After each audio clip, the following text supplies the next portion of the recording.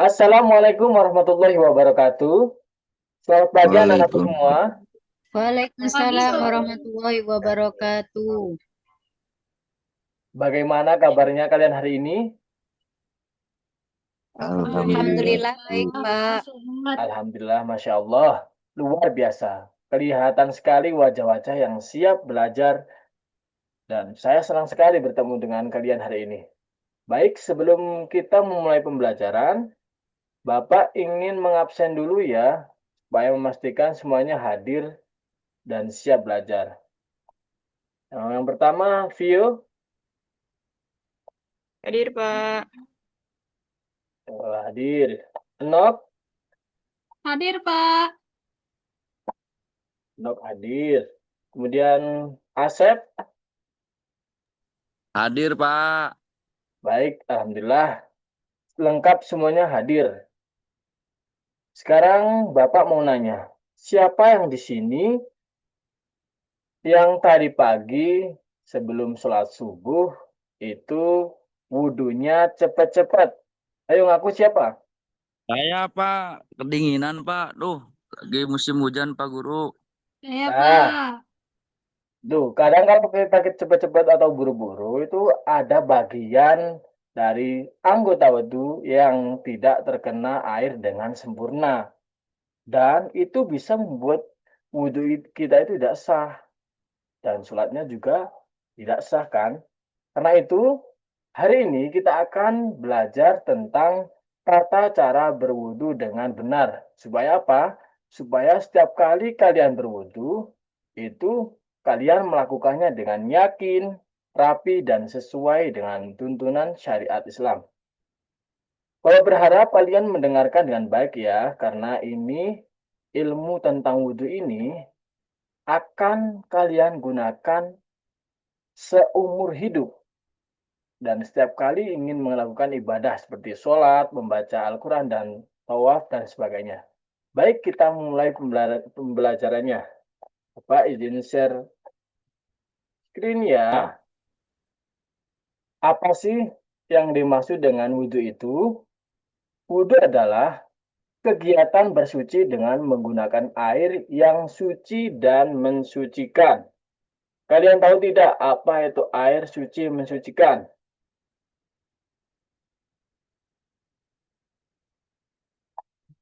Air suci dan mensucikan itu air yang digunakan untuk menghilangkan hadas kecil sebelum melaksanakan ibadah tertentu seperti sholat, membaca Al-Quran, tawaf, dan ibadah lainnya yang membutuhkan kesucian. Nah, air sendiri itu dibagi menjadi 7.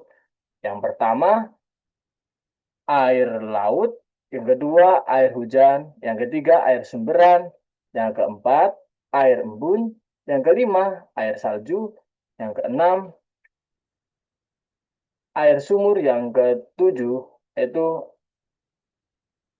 air laut. Kemudian, dalil tentang wudhu. Bapak bacakan ya. Bismillahirrahmanirrahim. Ya ayyuhalladzina amanu idza kuntum ila sholati faghsilu wujuhakum wa aydiyakum ilal marafiqi wamsahu bi ru'usikum wa arjulakum ilal ka'bain. Yang artinya, wahai orang-orang yang beriman, apabila kalian hendak melaksanakan sholat, maka basuhlah wajah kalian dan tangan kalian sampai ke siku. Dan usaplah kepala kalian serta basuhlah kaki kalian sampai kedua mata kaki. Ini termaktub dalam Quran Surah Al-Ma'idah ayat 6. Nah, kemudian apa sih syarat-syarat wajib wudhu itu? Syarat wajib wudhu di sini itu tertulis ada 5. Yang pertama itu beragama Islam. Artinya orang yang non-Islam itu tidak wajib melaksanakan wudhu. Yang kedua itu berakal. Ketiga itu balih atau mumayyiz. Yang keempat itu telah hadas kecil. Dan yang kelima itu masuk waktu sholat. Nah, untuk yang kelima ini dikhususkan kepada umat Islam atau seseorang yang mempunyai penyakit seperti hadas yang langgeng, artinya mempunyai penyakit seperti was-was. Itu wudhunya harus sudah masuk waktu sholat. Kemudian syarat sah wudhu. Syarat ini apabila tidak kalian penuhi, maka wudhunya itu tidak sah. Dan syarat-syarat itu ada 6.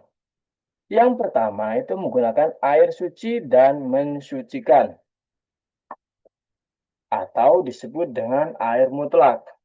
Misalnya, air mutlak itu tidak harus air yang tawar, tidak ada rasanya. Misalnya kalian sedang berada di pantai, kemudian menggunakan wudhu menggunakan air laut, itu sah atau tidak? Sah, karena termasuk air mutlak. Yang kedua, itu tidak ada perkara yang menghalangi air ke kulit. Contohnya, misalnya kalian bermain dengan pulpen sampai tintanya itu ke kulit di bagian wudhu, misalnya tangan. Itu harus dibersihkan dulu. Karena apa? Karena air wudhunya itu tidak meresap ke kulit, sehingga menjadikan wudhunya tidak sah. Yang ketiga, yaitu anggota wudhu harus bersih dari najis. Misalnya kalau ada najis, itu harus dibersihkan dulu, baru kemudian bisa melaksanakan wudhu. Yang ketiga, yaitu bisa membedakan antara rukun wudhu dengan sunnah wudhu. Nanti Bapak jelaskan di slide selanjutnya. Yang kelima, yaitu tertib bagi yang mengikuti mazhab Syafi'i. Artinya tertib di sini artinya rukun-rukun wudhu itu dilaksanakan secara berurutan. Tidak boleh loncat-loncat. Gitu. Yang keenam, yaitu air harus sampai ke seluruh bagian anggota yang diwajibkan. Nah, kalau kita sudah mengetahui syarat sah wudhu, kemudian kita harus juga mengetahui rukun-rukun wudhu. Rukun wudhu ini ada berapa? Ada 6. Kalian harus ingat. Yang pertama, yaitu niat. Niat itu harus kita lakukan atau kita niatkan itu dalam hati. Sedangkan melafalkannya itu merupakan sunnah. Niat itu di dalam hati saat membasuh wajah itu secara bersamaan. Begitu. Yang kedua, membasuh wajah. Membasuh wajah itu dimulai dari tumbuhnya rambut kecil-kecil di kepala sampai dagu di sini. Kalau yang kanan itu dimulai dari telinga kanan sampai telinga kiri. Garisnya di sini. Nah, kalian jangan sampai ada bagian muka di sini yang tidak terkena air wudhu. Nanti wudhunya dianggap tidak sah. Kemudian membasuh kedua tangan. Air itu harus mengenai seluruh bagian tangan, mulai dari jari, dari sini ujung jari, sampai ke sikut. Dan hal-hal kecil, detail kecil seperti kulit di bawah kuku itu juga harus terkena air wudhu. Makanya kalau yang kukunya panjang itu harus hati-hati ketika wudhu. Nanti bisa kemungkinan air wudhunya tidak meresap ke daerah situ dan wudhunya menjadi tidak sah.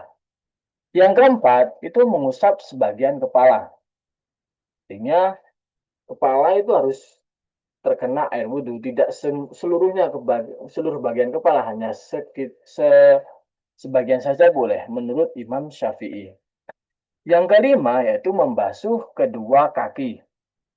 Membasuh kedua kaki itu dimulai dari mana?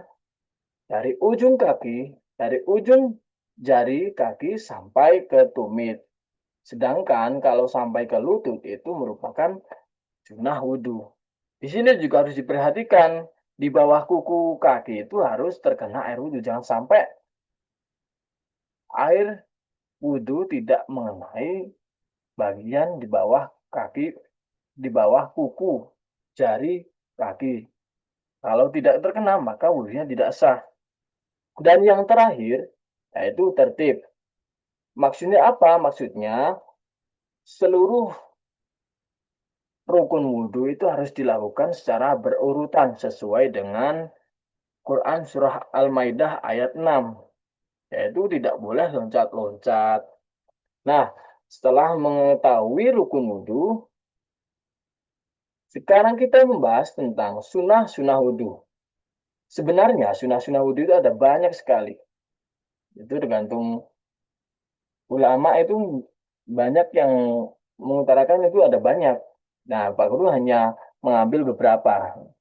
Yang pertama itu membaca basmalah.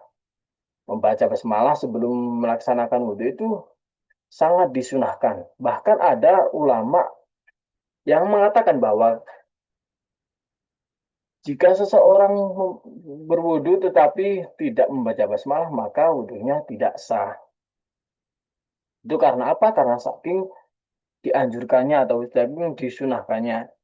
Yang kedua, yaitu mencuci kedua telapak tangan di awal sebanyak 3 kali. Yang ketiga, yaitu berkumur atau disebut dengan mad-madah. Yang keempat, yaitu menghirup air ke hidung sebanyak 3 kali atau disebut dengan istinsyak atau istinsar. Tetapi kalian tuh kalau ketika menghirup air ke hidung itu harus pelan-pelan, jangan sampai terlalu cepat, nanti airnya malah masuk, nanti jadi sakit. Yang kelima, yaitu mengusap seluruh bagian kepala, bukan sebagian. Kalau tadi yang sebagian itu termasuk rukun wudhu, sedangkan mengusap seluruh bagian kepala, seluruh kepala itu termasuk sunnah wudhu. Dan yang keenam, yaitu mengusap kedua telinga, membasuhnya dengan air. Yang ketujuh, yaitu mendahulukan anggota yang kanan. Yang kedelapan, yaitu menghadap kiblat. Menghadap kiblat di sini hukumnya sunnah loh, jadi jangan terpacu dengan ini kok nggak menghadap ke kiblat ya berarti tidak sah, bukan. Itu hanya sunnah. Yang kesembilan, yaitu mengulang 3 kali pada setiap basuhan. Tetapi jika airnya itu sedikit dan hanya bisa membasuh cuma 1 kali itu tidak apa-apa. Karena apa? Mengulang 3 kali itu hanya menjadi sunnah wudhu. Nah, setelah kalian wudhu, sudah mengetahui rukun-rukun wudhu, sunnah wudhu, kalian juga harus tahu perkara-perkara yang membatalkan wudhu. Yaitu ada 6 kalau di sini. Yang pertama yaitu keluar sesuatu dari kubul atau dubur. Kalian tahu tidak apa itu kubul atau dubur? Kubul itu bagian dari tubuh manusia yang digunakan untuk buang air kecil, sedangkan dubur itu bagian tubuh dari manusia yang digunakan untuk buang air besar. Yang kedua, yaitu tidur berbaring atau dengan posisi duduk, tetapi tubuhnya tidak tegak. Nah, itu bisa membatalkan wudhu. Karena apa? Karena bisa menghilangkan akal. Jadi kalau tidur terbaring kan nanti kalau hilang akalnya jadi batal wudhunya. Yang ketiga, yaitu hilang akal yang membuat seseorang hilang kesadarannya. Seperti pingsan, mabuk, dan penyakit yang bisa menghilangkan akal seseorang, yaitu bisa membatalkan wudhu. Yang keempat, yaitu bersentuhan kulit laki-laki dan kulit perempuan, tapi bukan mahramnya, dengan tanpa penghalang. Kulit langsung kulit antara laki dan perempuan yang tidak mahram itu bisa membatalkan wudhu. Yang kelima, yaitu menyentuh kubul dan dubur dengan telapak tangan atau jari tanpa penghalang. Yang keenam, yaitu murtad atau keluar dari Islam. Ini juga merupakan pendapat sebagian besar dari ulama. Nah, setelah mengetahui perkara-perkara yang membatalkan wudhu, itu kalian harus diingat-ingat. Jangan sampai kita itu lupa, oh, kapan ya terakhir aku wudhu dan kapan terakhir batalnya. Kalau misalnya udah batal wudhu, tetapi tidak ingat, lalu kemudian mau melaksanakan sholat, maka harus diulangi wudhu sekali lagi biar lebih yakin dan mantap. Nah, doa setelah wudhu. Bapak bacakan ya. Bismillahirrahmanirrahim. Asyhadu an la ilaha illallah wahdahu la syarikalah. Wa asyhadu anna Muhammadan abduhu wa rasuluh. Allahumma ja'alni minat tawabin wa ja'alni minal mutatahhirin. Artinya, aku bersaksi bahwa tiada Tuhan selain Allah yang Maha Esa dan tiada sekutu baginya. Dan aku bersaksi bahwa Muhammad adalah hamba dan utusannya. Ya Allah, jadikanlah aku termasuk orang-orang yang bertaubat dan jadikanlah aku termasuk orang-orang yang bersuci. Nah, jadi intinya wudhu itu bukan cuma basuh-basuh doang, tapi wudhu adalah syarat sah sholat dan bentuk kesucian diri yang harus kita jaga. Dengan memahami rukun, sunnah, serta tata caranya, dan juga perkara-perkara yang membatalkannya, kita dapat melaksanakan wudhu dengan baik dan tertib. Nah, sebelum kita akhiri pembelajaran, saya mau cek pemahaman kalian. Dulu, perhatikan pertanyaan dan jawab dengan singkat ya. Sebutkan ada berapa rukun wudhu itu. Asep, tahu nggak?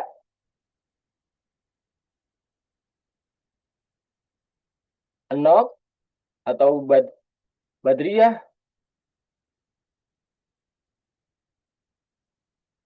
Ada yang tahu? Iya, Pak. Ada 6.